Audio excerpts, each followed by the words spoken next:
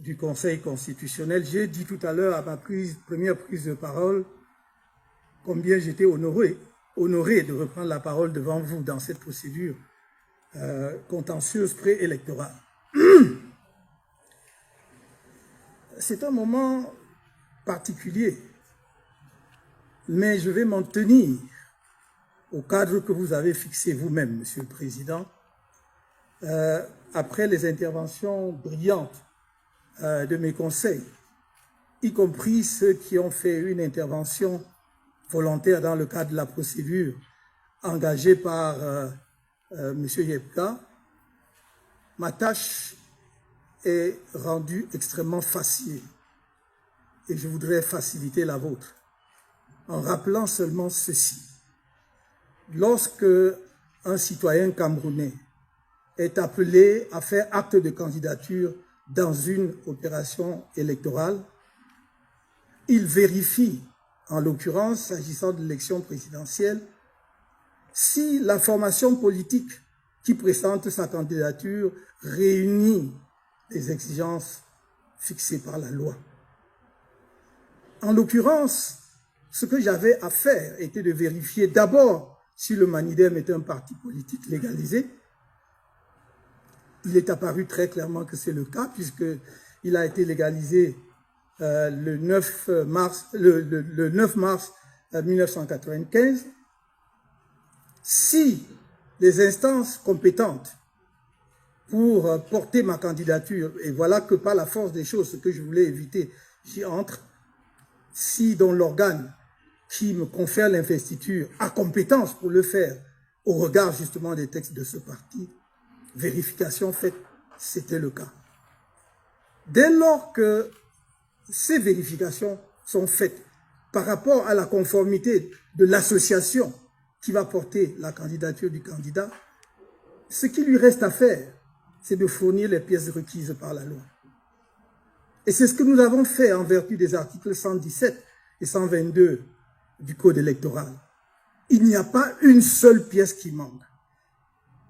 Tellement évident que nous remplissions toutes les conditions requises que Elekam lui-même, à aucun moment n'a signalé une pièce qui manquait. Dans la procédure qui a précédé la nôtre, on a signalé par exemple l'absence de la lettre de présentation de candidature ou bien l'absence du versement des 30 millions. Rien de tel dans notre dossier. Le seul argument que Elekam présente, c'est de dire pluralité d'investiture.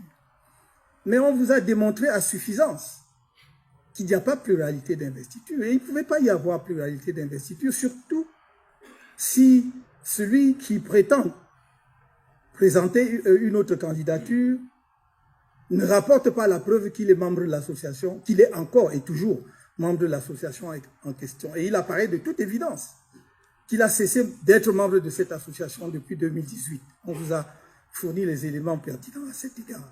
Il me semblait dès lors que la tâche du Conseil de votre auguste juridiction serait extrêmement simplifiée.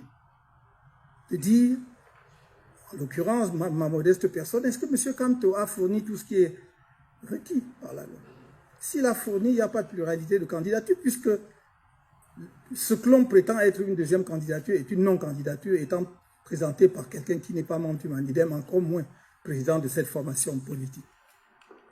Il me semble dans ces conditions, le problème étant ainsi posé, extrêmement simplifié, votre Conseil, dans son infinie sagesse, comme vous l'avez fait tout à l'heure sur la question de la jonction de procédure, doit pouvoir reconsidérer l'argumentaire présenté par l'honorable rapporteur de votre auguste juridiction à la lumière des débats. Nous ne devons pas, vous ne devez pas, Monsieur le Président, honorable membre du Conseil constitutionnel, donner l'impression que les débats, c'est pour le décor. Qu'en fait, votre décision est gravée dans le marbre et quel que soit ce qu'on peut dire pendant des heures ici, lors des plaidoiries devant vous, ça ne sert à rien. Il me semble que c'est pour éclairer davantage votre lanterne pour que votre décision soit la meilleure possible.